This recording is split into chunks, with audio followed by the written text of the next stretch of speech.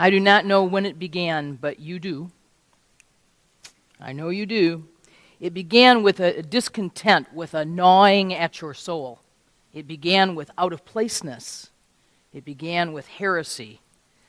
Or perhaps it began with an expansiveness that drove you to seek. Perhaps it began with thoughtful inquiry. And it was a friend, an acquaintance, a colleague who was Christian, Muslim, a Hindu stranger in some college class, an unchurched but discerning woman at an activist meeting who said, wait, you sound like a Unitarian.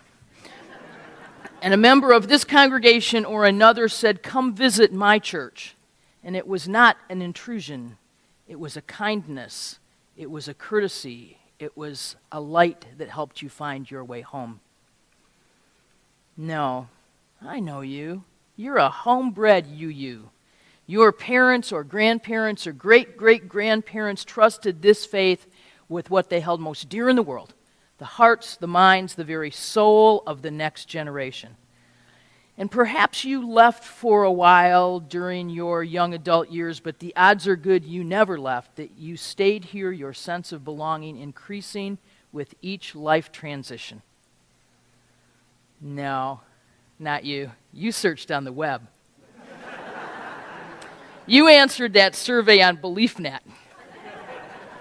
You entered some magic combination of words, clicked the I feel lucky button, and Googled your way to this saving faith. We acquired you by Google. You are browser-born. See, I do not know when it began, but each of you do. So do me a favor, remember your own beginning, your own newness, and draw it near and let it warm and inform you during our time together this morning. So I'm going to start with a confession. This is not a stewardship sermon. I have one, but this isn't it. And this isn't a fundraising sermon. I'm not going to ask you for money in the middle of this sermon. So if that's the part you came for, you should leave now before you waste any more time on me. And if you had hoped that I'd name a figure or hint at a percentage, you are in the wrong place at the wrong time. Unless you ask, we will not be passing the plate around a few more times this morning.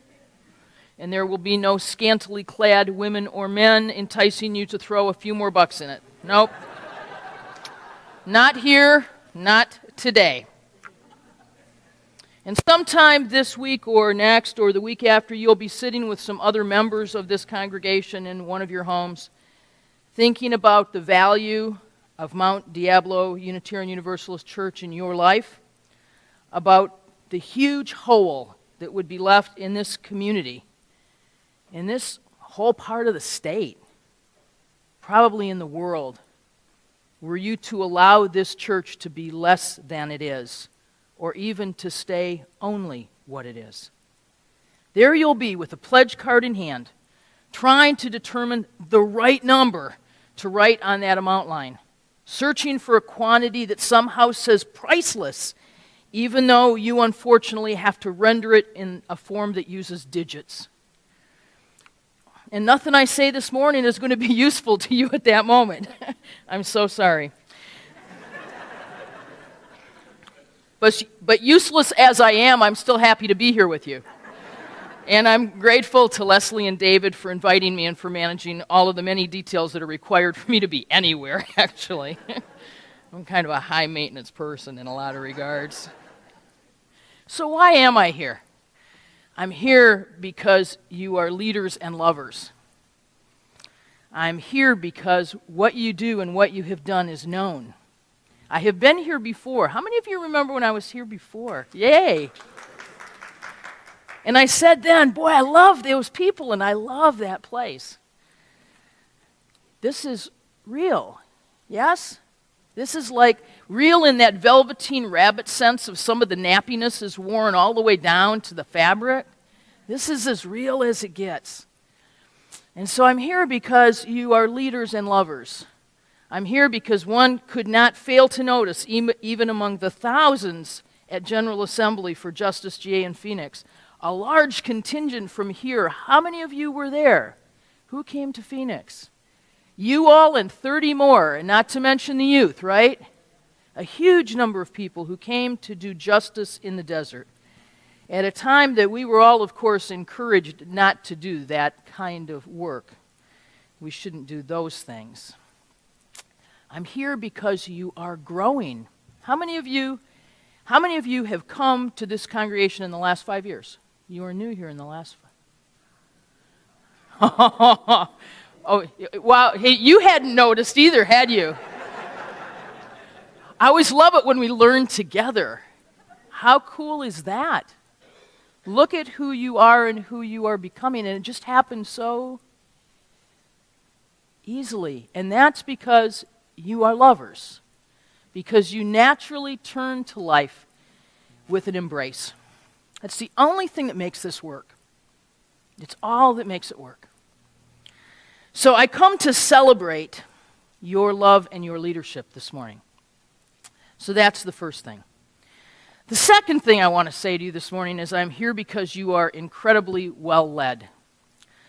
And so I am here.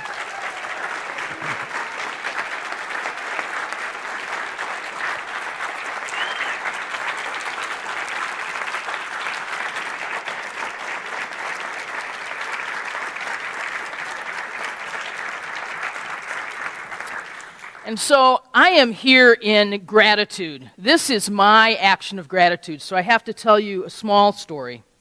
So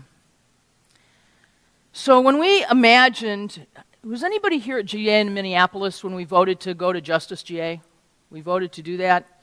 Thank you. So I'll say something that a few people in this room know, but many of you should know.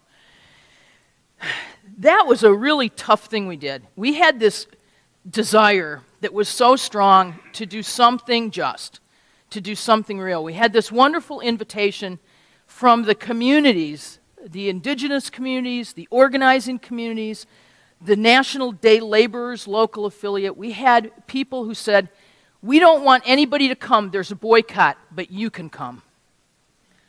You can come because we trust you to come in a way that will be different. We trust you to come partner with us. Now, I just want to say that from my point of view, the Unitarian Universalist Association, the word partner is not something we do well. I just want to say that. Okay? Let me just name,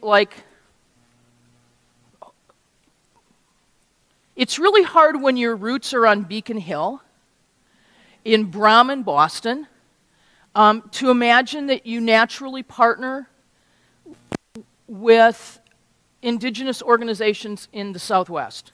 Because from Boston, the Southwest is kind of like the northern border of Pennsylvania.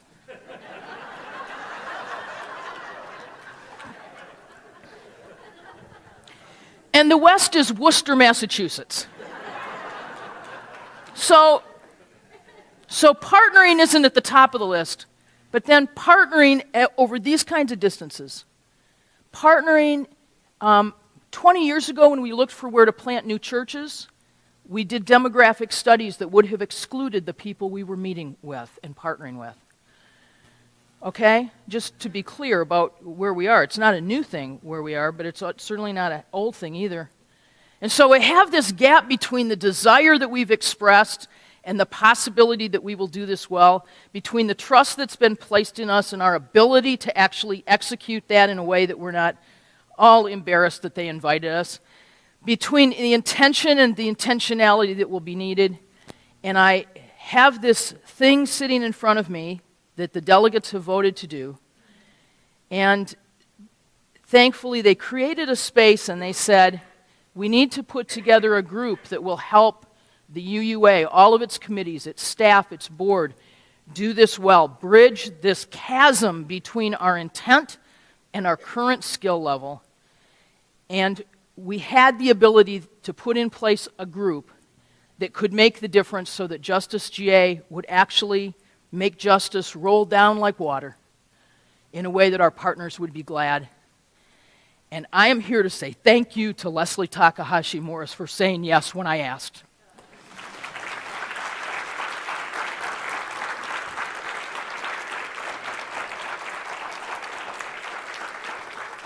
Because I don't know who else could have done for us what she did. And so those of you who went to Justice GA saw the root, and you saw then the fruit of the labor as well. So I'm here because you are leaders and lovers, and you are well led in love. And I am grateful. I'm here because you yearn for a better world, and you show your commitment to building it. Housing the homeless. You weren't doing that a decade ago. Isn't that interesting? You weren't working for marriage equality a decade ago. Who are you becoming? Look at each other. Who are you becoming here? What is it with you? You can taste, how many of you can taste that better world almost? You get up in the morning, it's almost right there. How many of the rest of you are willing to be dragged along by people who can see it?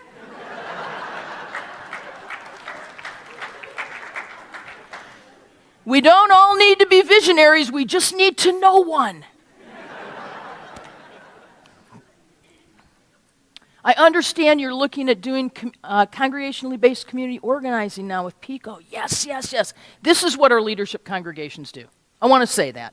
We're probably up to about 16% of congregations in the UUA are involved in congregationally based community organizing.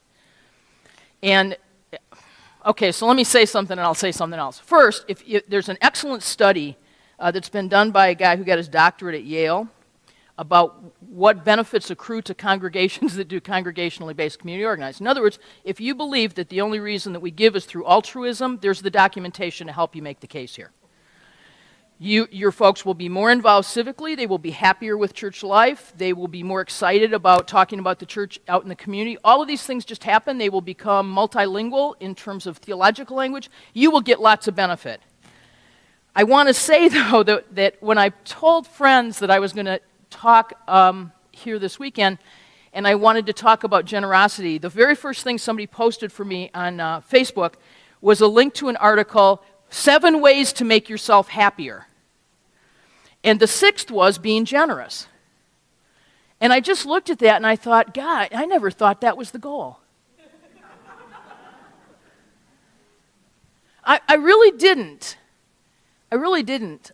Yeah, and yes, I've had children, so I know that they think it's sometimes the goal because we tell them that. I mean, we tell them that. We say, are you happy today? But I never really thought getting out totally happy was the goal. I thought the goal was kind of leaving it all on the court. I thought the goal was arriving at the end of life having left skid marks. Do you know what I mean? I didn't think it was all about happiness. Happiness is good. I mean, for all that is our life, we sing our thanks and praise. For all life is a gift that we are called to use, not to be happy, but to build the common good. And because we build the common good, it is doing that that makes our own days glad. It's not a gift to make our own days glad. It's a gift to build something better. And in doing so, that makes our days glad. And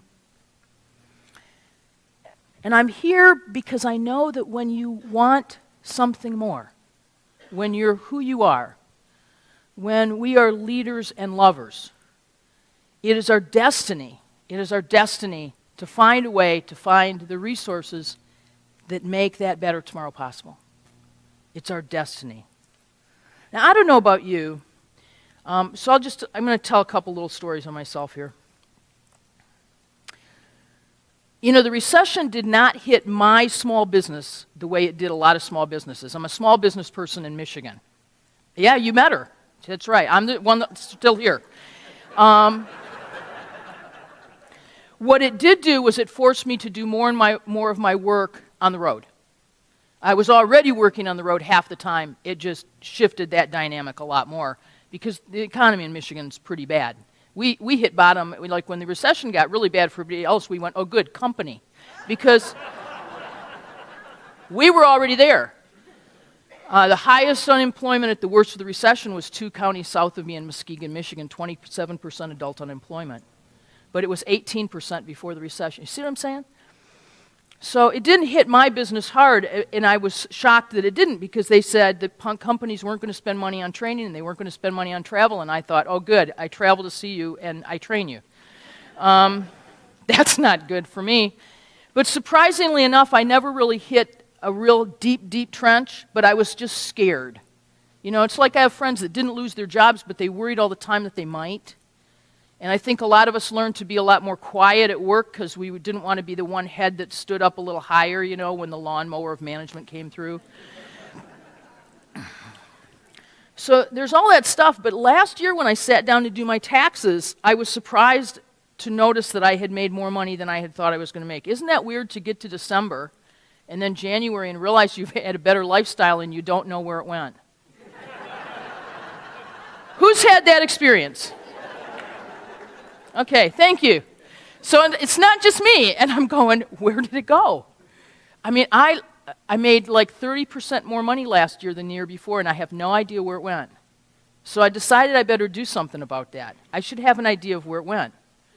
Because that 30% is 3 times what my father tithed to a church when I was growing up. You see what I mean? How easy it slides away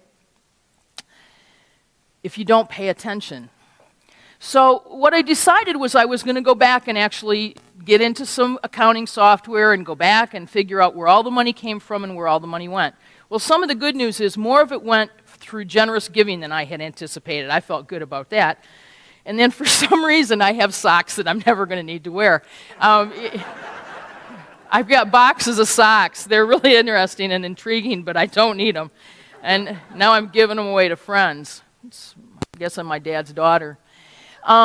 He died with probably 80 pairs of socks in a drawer, and we're still trying to figure out why every year my mom would go, do you need anything? And he'd go, just socks, dear. So I have socks. But I also, now that I know something, have the ability to do something different. See, what I can do, and what all of us were really led to believe we should always do when we had extra income, is we should do one of 2 things. Either we should pay stuff off, or we should spend money, because spending money stimulates the local economy, right? Isn't that good? Go out and spend more money locally. That's what we were told after 9/11. Do the patriotic thing. Go shopping. Okay? But I actually am choosing to invest this year. And I'm going to keep that investment up. So my investment is in my congregation. My investment is in a local group that is working on violence reduction. And my investment is in a local group in my community that provides help for homeless gay and lesbian teenagers. That's where my money's going. Now, I don't know what this year's going to be. I haven't done my taxes yet. I hope I'm doing okay. Because it's really my desire to give back. It's my desire to pay forward for the next folks. Somebody paid forward for me.